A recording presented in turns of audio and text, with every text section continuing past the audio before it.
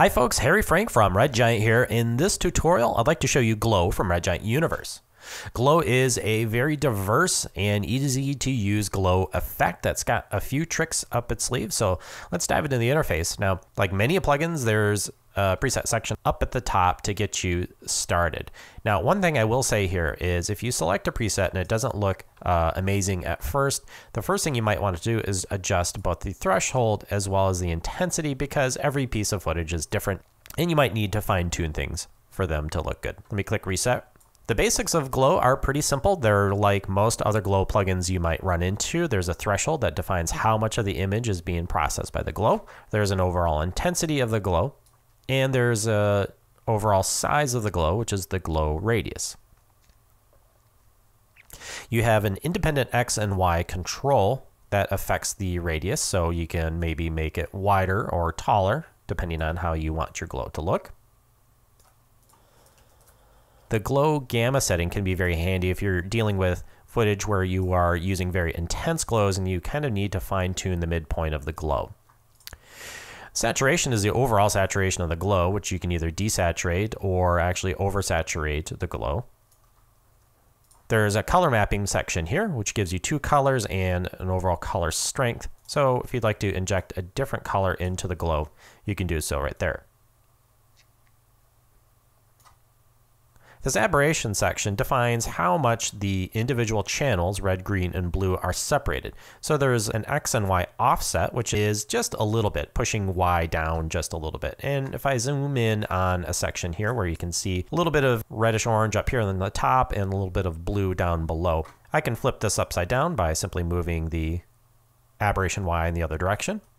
There's also red, green, and blue scale, which again, you can see by default, they're all just shifted a little bit. Red is scaled down just a touch and blue is scaled up just to give a little bit of separation, which really adds to the aesthetic of the glow.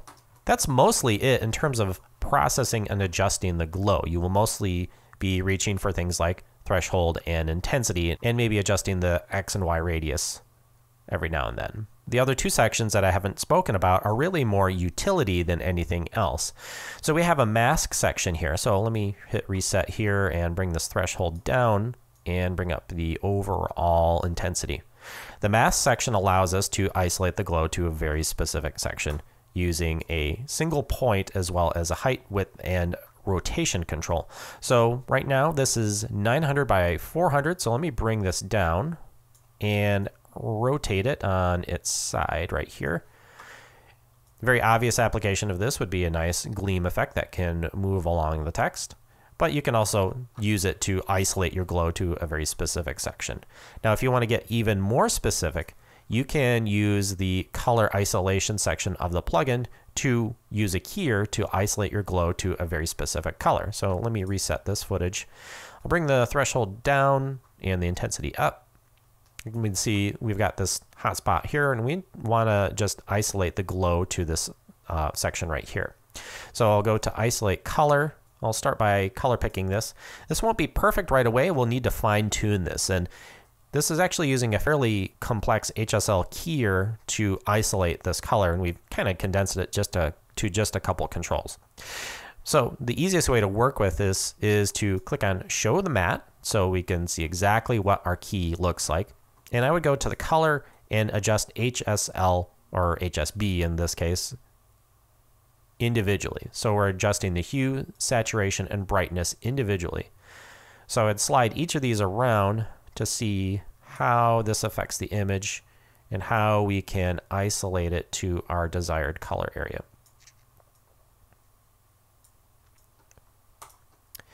We can take the black and white areas of the key and clip the black and white levels, as well as soften the overall matte.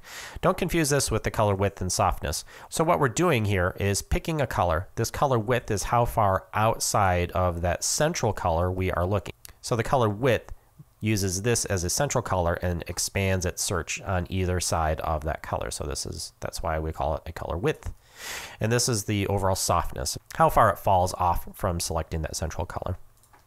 So now I have a pretty intense glow in that area. So let me bring this threshold up as well as the intensity and bring that down. So that's the glow effect from Red Giant Universe. My name's Harry Frank. Thank you so much for watching.